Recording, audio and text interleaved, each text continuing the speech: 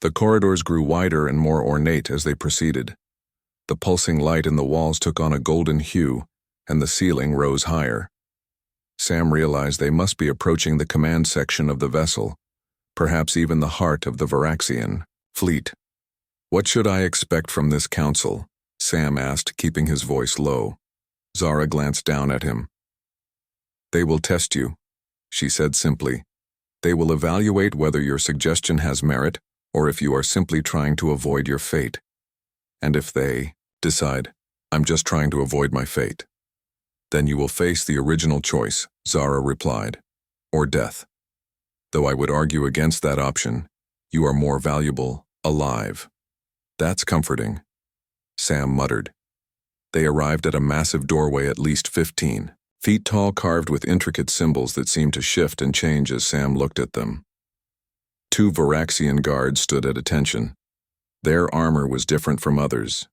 Sam had seen more elaborate with glowing elements that pulsed in rhythm. With the wall, Zara spoke to them in the Varaxian language, a series of musical tones and clicks that Sam couldn't begin to understand. The guards nodded, and the massive doors slid open silently. Sam steeled himself as he followed Zara inside. The chamber beyond was enormous, circular, with a domed ceiling that appeared to show the stars outside, though Sam suspected it was some kind of advanced holographic display. The room was arranged like an amphitheater with raised tiers circling a central. Floor 7 Varaxians sat on the highest tier. Each wore elaborate armor and had skin of different hues: purple, blue, green, silver, copper, gold, and a deep red that was almost black. "Commander Zara," one of them spoke. The silver-skinned one, "You bring the human before us as requested, yes." High Commander Zara replied with a respectful gesture involving all 4 of her arms.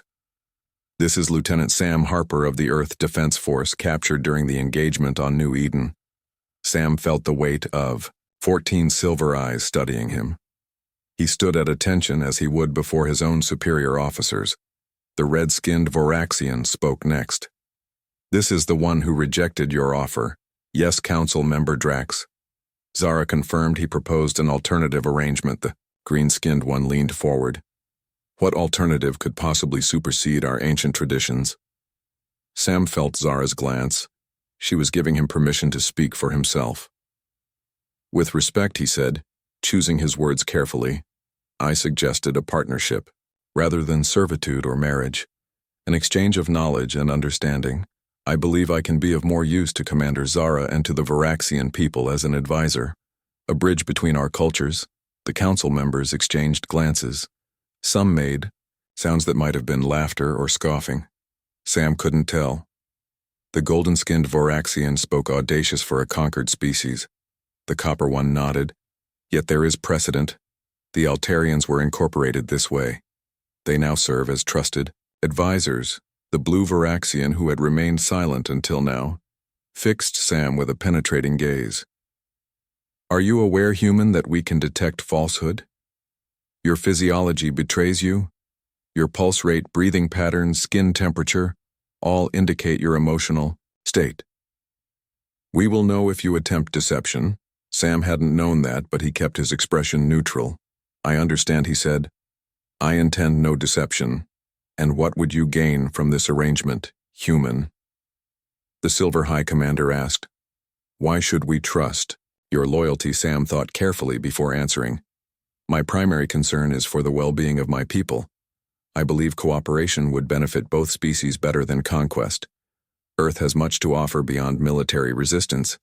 We have art, literature, music, sciences unique to our perspective. We adapt quickly, learn fast by working together. Both our species could benefit." The council was silent for a long moment. Then the Silver High Commander spoke again. "Commander Zara, do you support this human's proposal?" Zara stepped forward. "I do, High Commander. I believe there is merit in his suggestion. The humans are unlike other species we have encountered. They have a diversity of thought that could prove valuable. Their history, though brief by our standards, shows remarkable advancement in a short time span. I believe Lieutenant Harper could provide insights that would make integration of Earth into the Empire more efficient, less costly in resources and lives." The council members conferred among themselves. Speaking in their own language, Sam watched, trying to read their expressions, but Varaxian faces were too alien. Their micro-expressions too different from humans. He could only wait. Finally, the High Commander addressed him directly. "Lieutenant Harper, we will test your sincerity and your value. If you pass, you may serve as advisor to Commander Zara. If you fail, you will face the original choice or execution. Do you accept these terms?" Sam nodded. "I accept." "Very well," the High Commander said. "The testing begins now." Without warning, a holographic display appeared in the center of the chamber. It showed Earth rotating slowly, detailed enough that Sam could make out continents' cloud patterns, even the lights of cities on the night side. "This is your homeworld," the High Commander said. "We have comprehensive scans of its defense systems, orbital installations, population centers, military bases. Tell us what we do not know, Lieutenant Harper. Tell us Earth's weaknesses." Sam felt a chill run through him. This was the trap, the test. He looked at the holographic Earth, his home, everything he had sworn to protect. He glanced at Zara, but her expression revealed nothing. "I can't do that," he said finally. The council stirred. "Explain," the blue Varaxian demanded. "I can't." "Betray my world," Sam said firmly. "If our positions were reversed, would you expect a Varaxian soldier to reveal your vulnerabilities to an enemy?" The High Commander leaned forward. "You refuse the test." "No," Sam said. "I refuse to compromise my integrity, because that is what makes me valuable to you. If I would betray Earth so easily, how could you ever trust me to be honest with you? My value is in my perspective, my different way of thinking, not in military secrets." The chamber was silent. Sam could feel his heart pounding. His life hung in the balance. He might have just signed his death warrant. Then, to his surprise, the copper-skinned Varaxian made a sound almost like laughter. "Well said, human. Well said indeed." The High Commander nodded. "Phase 1 complete, Lieutenant Harper. You have demonstrated integrity. We value loyalty even to defeated enemies. It suggests you would be loyal to new allies as well." Sam felt relief wash over him, but it was short. "Lived Phase 2. The High Commander announced. The hologram changed. Now it showed what appeared to be the Varaxian homeworld, a beautiful planet with rings like Saturn, but with vibrant purple and blue oceans and golden land masses. Our world, Vorax Prime. The High Commander explained, the jewel of our civilization, our birthplace. Now watch. The hologram shifted, showing the planet over time. Sam watched in horror as the oceans darkened, the golden land turned gray. Massive storms wrapped the planet. Fires raged across entire continents. "What happened?" Sam asked. "We destroyed it," the red-skinned Varaxian Drax said simply. "Our civilization grew too quickly. We depleted resources faster than they could be replaced. We poisoned the air, the water, the land. Wars were fought over what remained. Until this, the hologram showed Vorax Prime as it appeared now. A dead world, its beautiful rings remained, but the planet itself was a gray-brown wasteland. This is why we expand, human, the High Commander said. Not from conquest, lust, but from necessity. Our people survive only because we found new worlds to inhabit. Now we see your Earth following the same path. Pollution, resource depletion, growing conflict. Tell us, human, what would you do to save your world from our fate? Sam stared at the dead planet, feeling sick to his stomach. Earth was indeed on a similar trajectory, though not as far along. The parallels were unmistakable. I would learn from your mistakes, he said.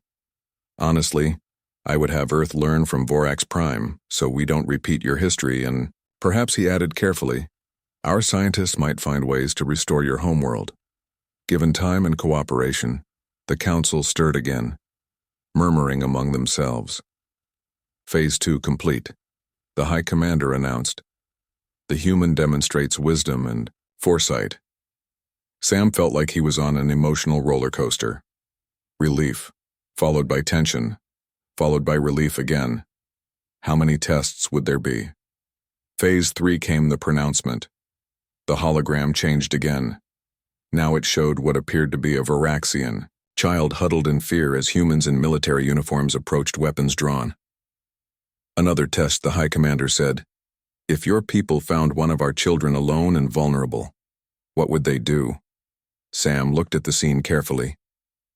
Was this real, or fabricated for the test? He couldn't tell. But he knew what he believed: some would react with fear. He admitted honestly, some might respond with violence out of that fear, but others would offer help, protection. Our best people would see a child, not an alien enemy. The council was silent, watching him. I can't claim all humans would do the right thing, Sam continued. But I believe in our capacity for compassion. It exists alongside our capacity for violence, just as I suspect it does in Varaxians. The High Commander nodded slowly. The test is complete. Lieutenant Harper. Sam waited, hardly daring to breathe. The council has reached its decision. The High Commander announced, Commander Zara, your human may serve as advisor on a provisional basis. He will be evaluated regularly. If he proves valuable, the arrangement may continue. If not, the threat was clear.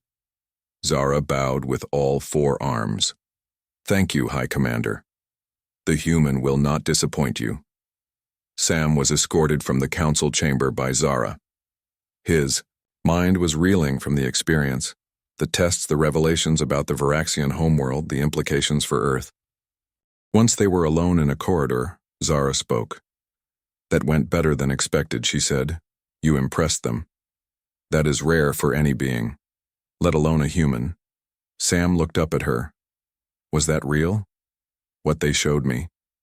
Your homeworld. Zara's expression darkened. Yes. Vorax Prime was once beautiful. Now it is a monument to our failures, a reminder of why we must be careful with new worlds. And your people really detect lies through physiological signs. Some can. Yes, she confirmed.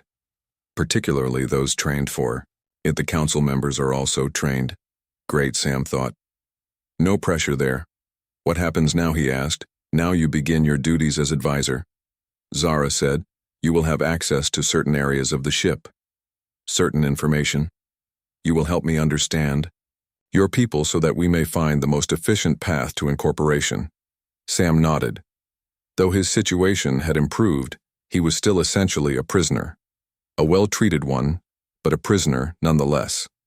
And now he had the added pressure of regular evaluation by the council. When do we begin? He asked. We already have, she replied. Here's part 3, text marked down. Either you will be my husband or my slave. Part 3. Over the next several days, Sam was given a crash course in Varaxian culture. The aliens provided him with learning devices that interfaced directly with his mind, downloading language and basic cultural information. He found the process disorienting, but effective within a week. He could understand most Varaxian speech and even speak it haltingly. Though the clicks and tones were difficult for his human vocal cords, Zara spent hours with him each day, asking questions about Earth humanity, their history, beliefs, systems of government. She seemed particularly interested in human art, music, and literature, concepts that Sam gathered were less developed in Varaxian society. Tell me about your family structure, she asked one day as they sat in her private quarters. Sam had been given his own quarters, now larger than his initial room, with amenities suited for humans. He spent most of his time with Zara, however, serving in his advisory capacity. Human families vary widely, Sam explained. Some cultures have nuclear families, parents and children living together. Others have extended families with grandparents, aunts, uncles, cousins, all under one roof. Some have communal child rearing. Some have single parents. Some have same-sex parents. The structures are diverse, fascinating. Zara said Varaxian family units are uniform. 4 parents to a clutch of offspring. 2 warriors, 2 nurturers, regardless of biological sex. Warriors provide protection and discipline. Nurturers provide education and emotional development. So gender roles are based on aptitude, not biology. Sam asked. Zara made a gesture he had come to recognize as affirmation. Correct physical sex and gender role are separate concepts. Warriors can be male or female. Nurturers likewise. It is about temperament and ability. Sam found himself genuinely interested. This exchange of cultural information had become more than just a survival strategy. He was learning things about the Varaxians that might help humanity, but he was also satisfying his own curiosity. What? About your family, he asked. Did you have warrior parents or nurturers? Both, of course, Zara replied. 2 warriors, 2 nurturers, as is proper. My primary warrior father was fleet commander before me. I inherited his position upon his death in battle. Sorry, Sam said automatically. Zara looked confused. Why, his death was glorious. A Varaxian warrior hopes for nothing more. Sam tried to explain the human concept of sympathy for loss, but found it difficult. Varaxian attitudes toward death particularly. Warrior death were fundamentally different from human views. To them, a warrior's death was celebration, not tragedy. Their conversations continued, exploring topics from religion to entertainment to food. Zara introduced Sam to Varaxian cuisine, much of which he found inedible, but some dishes were surprisingly good. The Varaxians, in turn, had become adept at synthesizing human foods. Though Sam missed the real thing, the synthesized versions were close enough. As days turned to weeks, Sam was given more access to the ship. He could now visit certain common areas, observe training sessions, attend cultural events. He was still monitored, always a guard nearby, but the restrictions had eased. He had even been allowed to send messages to Earth assuring the human authorities that he was being treated well and was working toward peaceful relations. One day, Zara informed him they would be attending a military demonstration. The Varaxian fleet had captured a small asteroid and would be using it for weapons testing. This is a privilege few non-Varaxians have witnessed, she told him. Consider it a sign of growing trust. Sam felt uneasy, but nodded his acceptance. He was escorted to an observation deck with Zara and several other high-ranking Varaxian officers. The viewport showed a barren asteroid floating in space several miles from the ship. Observe, Commander Drax said. The new phase cannon, a beam of intense blue energy, lanced out from the ship, striking the asteroid. The space rock didn't explode, as Sam expected. Instead, it seemed to shimmer, then simply fell apart, disintegrating into smaller and smaller pieces, until nothing remained but dust. Sam felt the blood drain from his face. The weapon had molecular-level destructive capabilities. It would be devastating against any human installation ship or, God forbid, a populated area. Impressed Lieutenant Harper, Commander Drax asked. Noting Sam's reaction, "It's certainly effective," Sam managed to say. Keeping his voice neutral, Drax made a sound. That might have been laughter. Effective indeed. It would reduce your primitive vessels to atoms in seconds. Sam glanced at Zara. Her expression was unreadable. The demonstration continued with various weapons, each more terrifying than the last. Energy, fields that could envelope targets, shielding, that could repel any human weapon missiles, that could penetrate any defense. The message was clear: resistance was futile. Later in Zara's quarters, Sam couldn't hide his distress. What was that about, he asked. Why show me your military capabilities? Zara regarded him calmly. You needed to see. See what? How easily you could destroy us. I already knew that, Zara said. You needed to see, so you could tell your leaders. The human governments continued to resist. In some regions, they plan counterattacks, futile gestures that will only result in needless death. Sam stared at her. You want me to frighten them into submission. I want you to help them understand reality. Zara replied. We do not wish to destroy humans. We wish to incorporate them, but we will not tolerate prolonged resistance. The phase cannon you saw today was used at minimal power, for demonstration purposes only. The implication was clear. Sam paced the room, his mind racing. Is that why you chose me to be your messenger? To convince Earth to surrender, among other reasons. Yes, Zara admitted. You have proven yourself intelligent, adaptable, open-minded. Your word would carry weight. Sam stopped pacing to look at her. And if I refuse? If I tell Earth To keep fighting, Zara tilted her head, considering him. I believe you are too rational for that, Lieutenant Harper. You have seen what we can do. You understand the consequences of continued resistance. She was right, of course. Fighting was suicide, but surrender meant the end of human independence. Could he really advocate for that? I need time to think, Sam said. Of course. Zara agreed. But do not take too long. Lives are at stake. That night, Sam lay awake in his quarters, staring at the ceiling. His position was impossible. He was being asked to betray his species' loyalty for the greater good of preventing slaughter, but was incorporation into the Varaxian Empire truly better than fighting to the last? Is this how native peoples throughout Earth's history had felt when faced with technologically superior conquerors? His thoughts were interrupted by a soft tone at his door. Sam sat up. Computer, who is it? He asked. Commander Zara, the ship's AI, answered. Enter, Sam called. The door slid open and Zara stepped. Inside, she was wearing what appeared to be casual attire. No armor, just the flowing fabric that covered her lower arms usually. Her upper arms were bare, revealing muscular purple skin. I apologize for the late hour, she said. But there has been a development. What kind of development? Sam asked. Sitting up straighter, a human fleet has been detected approaching New Eden. 30 vessels armed for battle. Sam felt a surge of hope and dread simultaneously. The Earth Defense Force must have assembled a counterattack. Zara seemed to read his thoughts. They cannot win, Sam. Their weapons are ineffective against our shields. Their hulls would disintegrate under our phase cannons. They will all die for nothing. What do you want me to do? Sam asked, though he already knew. Speak. To them, Zara said. Tell them to stand down. Explain what you have seen.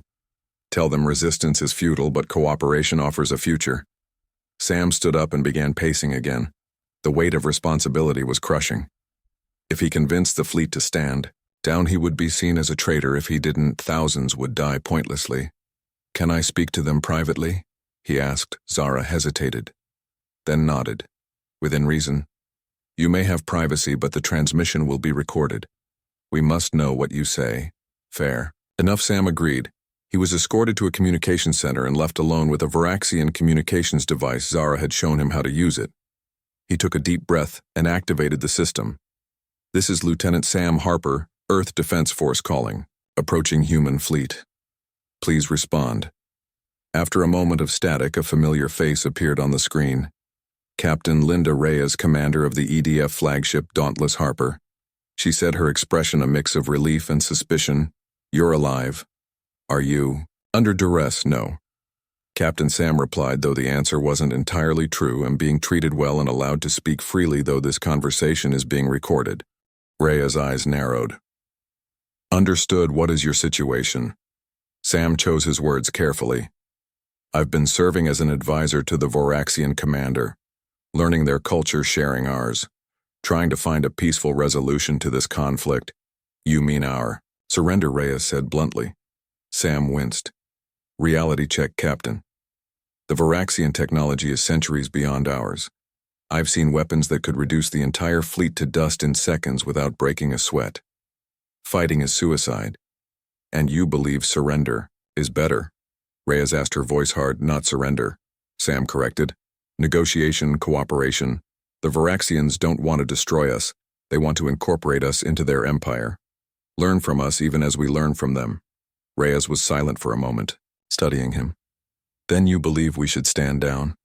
I believe we should live to fight another day, Sam said carefully. Choose your battles, Captain.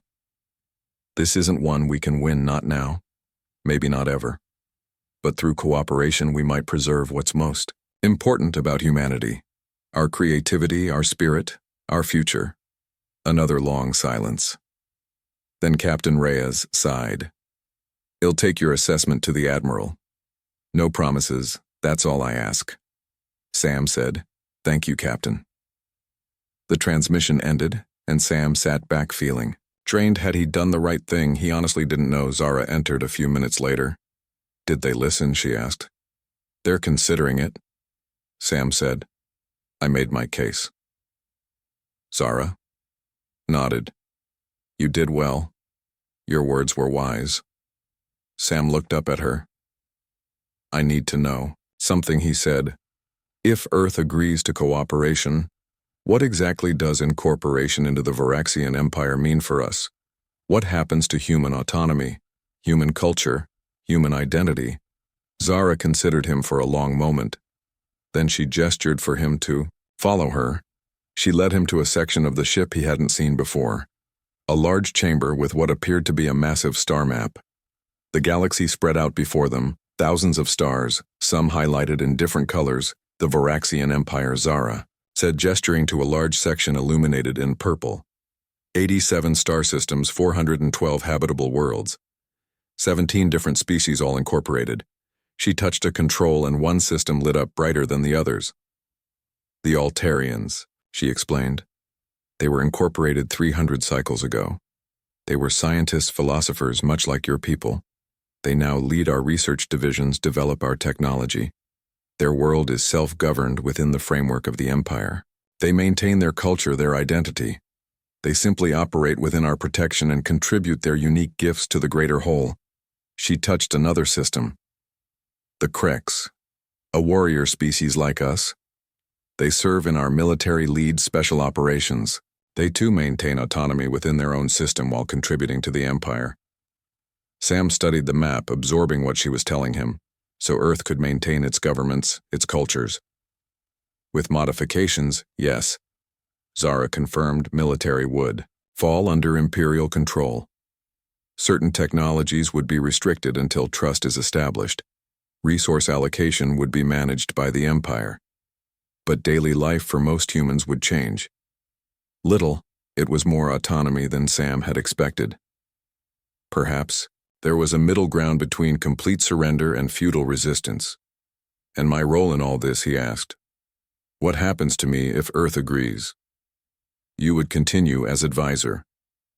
Zara said, eventually perhaps becoming Earth's representative to the Imperial Council. The face of humanity to the stars. Sam stared at the galaxy map, his mind filled with possibilities. Could this work? Could Earth find a place within this vast empire? Would it be so terrible? Or would humanity lose something essential in the process? I don't know if they will agree, he said honestly. They are intelligent. Zara replied. They will see reason as you have, or they will learn the harder way. The choice is theirs. Here's part 4, text markdown. Either, you will be my husband or my slave.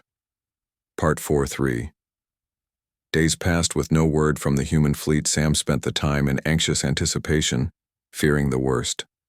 On the 4th day, Zara summoned him to the command center.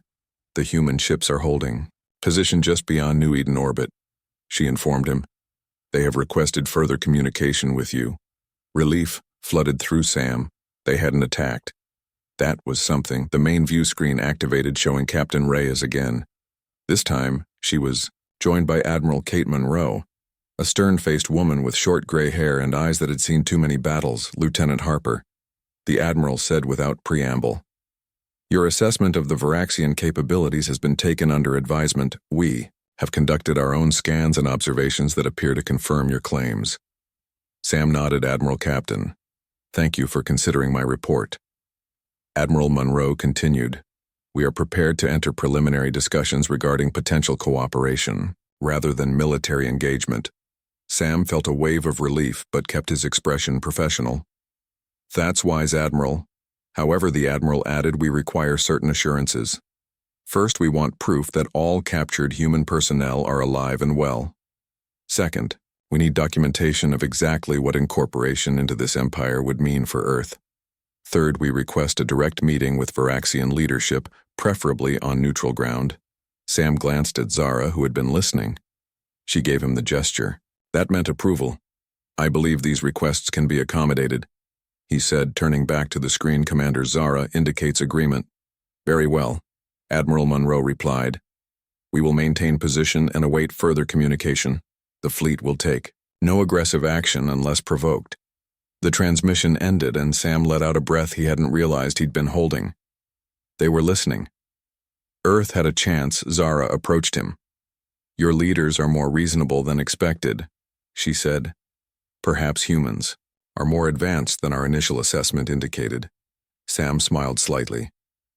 We've learned a few things in our brief history. One is that sometimes the strongest position comes from knowing when not to fight. Zara made a sound of approval, a wise observation. I will convene with the council regarding these requests. They are acceptable in principle, but details must be established.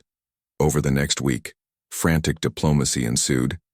Sam found himself at the center of it all, translating not just language but cultural concepts, bridging the gap between human and Varaxian thinking. The captured human personnel were awakened from stasis and allowed to send messages home confirming their good treatment. Documentation was prepared detailing the terms of incorporation.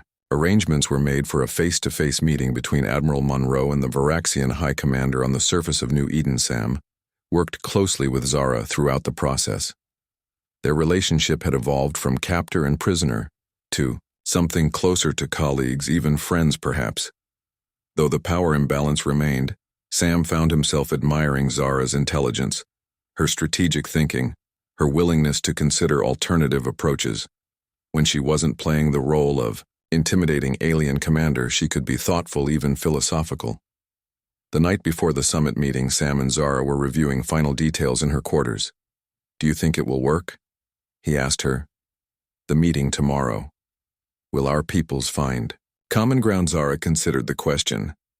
We have incorporated 17 species, she reminded him. Some came easily, some with greater difficulty, but all eventually found their place within the Empire. Sam nodded. But humans are stubborn, independent. We don't like being told what to do. Zara made the sound he now recognized as laughter. Perhaps that is why I find you so intriguing, she said. The Varaxians were once the same long ago, before we learned the cost of such pride. Sam had become adept at reading her expressions. Her silver eyes held something he hadn't seen before. A softness, perhaps, or something more. The moment was interrupted by an alert tone. Zara activated her communication device. Council member Drax appeared on the screen. Commander, he said, his tone urgent. The human ships are powering weapons. They have moved into attack formation. Sam felt his blood run cold. No. That couldn't be right. Admiral Monroe had given her word. Zara looked at him, her expression hardening. Explain, she demanded. I don't know, Sam said honestly. There must be some mistake. The Admiral agreed to talk. Zara turned back to the screen. Maintain defensive posture only, she ordered. Do not engage unless attacked first. I want confirmation before we respond.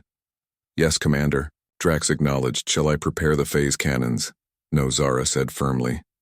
Shields only for now. I will investigate this anomaly. The communication ended, and Zara turned to Sam. Her expression was unreadable. What is happening, Lieutenant Harper? Is this a diversion? A deception? Sam shook his head emphatically. No. If the fleet is moving, it's not by Admiral Monroe's orders. She gave her word. The Admiral is many things, but never a liar. Then who? Zara demanded. Sam thought quickly. Something felt wrong about this entire situation. And then a possibility struck him. May I see the sensor readings, he asked. Zara hesitated, then activated a display showing the positions of the human vessels. Sam studied it carefully. These aren't all EDF ships, he realized. Some of these smaller vessels, they aren't part of Admiral Monroe's fleet. They must be the Mars Defense Coalition. Explain, Zara demanded. Earth isn't unified, Sam said quickly. Some colonies, particularly Mars, operate independently. They have their own military, their own agenda. They might see the Admiral's negotiations as weakness or even treason. Zara processed this, her silver eyes narrowing. So some humans wish to fight while others wish to talk. Exactly. Sam said the Mars Coalition has always been more militant, more aggressive. They might be trying to force the Admiral's hand. Contact the Admiral, Zara ordered, activating the communication system. After several tense moments, Admiral Monroe appeared on screen looking concerned. Admiral, Zara said, some of your vessels are moving into attack position. Explain. Those aren't my ships, Admiral Monroe replied grimly. They've broken formation and joined with vessels that just arrived from the Mars sector. They're operating against my direct orders. Can you regain control? Zara asked. I'm trying, the Admiral said.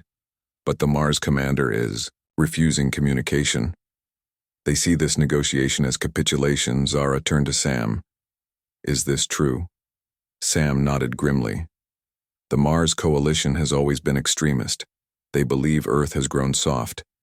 They might prefer death to incorporation. A proximity alert sounded. One of the smaller vessels had launched missile shields holding Drax's voice reported over the communication system. No damage. But they are launching fighters. Zara made a quick decision. Admiral Monroe, she said, can you prove your commitment to peace? The Admiral straightened. Yes, assist us in neutralizing these aggressors. Zara said. Prove that Earth stands with its word, Admiral. Monroe nodded without hesitation.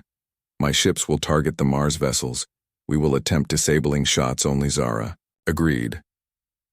Very well, Sam watched in amazement as the situation transformed. The main Earth fleet moved to intercept the Mars vessels. Admiral Monroe's flagship leading the charge. Energy weapons fired targeting engines and weapon systems, not life support or command centers. The Mars fighters found themselves caught between Varaxian defensive measures and the Earth fleet's intervention. Within an hour, the short-lived rebellion had been quelled. The Mars vessels that could still maneuver retreated back to their own territory. Those disabled were boarded by Earth forces, their crews detained. In the aftermath, Zara and Sam were summoned to the council chamber. The 7 council members listened as Zara reported the events. Most interesting, the High Commander said when she had finished. These humans fought other humans to protect us. Not to protect you, Sam corrected respectfully. To protect the peace process. To honor their word. The council members exchanged glances. Admiral Monroe has requested that the summit proceed as planned tomorrow, Zara said. The Mars incident changes nothing from Earth's perspective. They still wish to discuss incorporation. The High Commander nodded. This demonstration of honor is significant. The Earth humans have shown they value their commitments enough to enforce them against their own kind. Such integrity is rare. The copper-skinned council member spoke. Perhaps we have underestimated these humans. Their actions suggest a level of civilization we did not anticipate. The council conferred briefly. Then the High Commander addressed Sam directly. Lieutenant Harper, in light of these events, the council has reassessed the human species. The terms of incorporation will be modified. Earth will be granted greater autonomy than initially planned. Your people have earned this consideration, Sam bowed respectfully. Thank you, High Commander. This news will be welcomed by Earth leaders. He was dismissed while the council continued their discussion. Zara escorted him back to his quarters. You seemed surprised by the council's decision, she observed. Sam admitted I didn't expect such flexibility. Zara made a gesture of amusement. The Varaxian Empire has survived for millennia, precisely because it adapts. We recognize, value when we see it. Your admiral proved Earth can be trusted to honor agreements that changes the calculation. Sam nodded thoughtfully. So tomorrow the summit will proceed, Zara confirmed. And you will be there, as advisor to both sides. You have earned that position, Sam Harper. There was something in the way she said his name that made Sam look up at her. Her silver eyes held that same softness he'd noticed earlier. Thank you, he said simply. Zara hesitated, then spoke in a different tone, one he'd never heard from her before. Tell me something, Sam. In your time here, have you come to see me differently than when we first met? The question caught him off guard. Yes, he admitted. Of course I have. At first you were the enemy, the alien conqueror. Now you're what? She prompted when he faltered. A person, he said. Someone I respect. Someone I even like. Despite everything. Zara seemed pleased by his answer. Do you remember my original offer? She asked. Either husband or slave. Sam laughed softly. How could I forget? If I were to present that choice again. Now what would you choose? Sam looked at her surprised. Would you actually offer that again? Zara tilted her head. Perhaps not in those exact terms. But the question remains, would partnership with me be so terrible, now that you know me? Sam considered the question carefully. In the weeks he'd spent with Zara, he'd seen many sides of her. The stern commander, the thoughtful diplomat, the curious student of human culture. He had grown to admire her, even care for her, in a way he never would have thought possible. It wouldn't be terrible, he said honestly, but it would still need to be a choice freely made. Not an ultimatum. Zara nodded. As I have come to expect from you, Sam Harper. Always negotiating, always seeking. The middle path. She moved closer to him, close enough that he had to tilt his head back to maintain eye contact.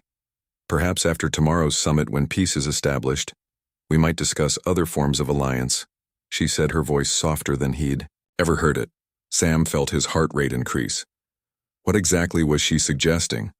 I would be open to that discussion, he said carefully. Zara made that musical sound of approval. Good, she said, then rest. The day tomorrow will be historic. As she left his quarters, Sam sat down on his bed, his mind reeling. The fate of Earth hung in the balance. Yes. But now so did something else. Something he'd never anticipated.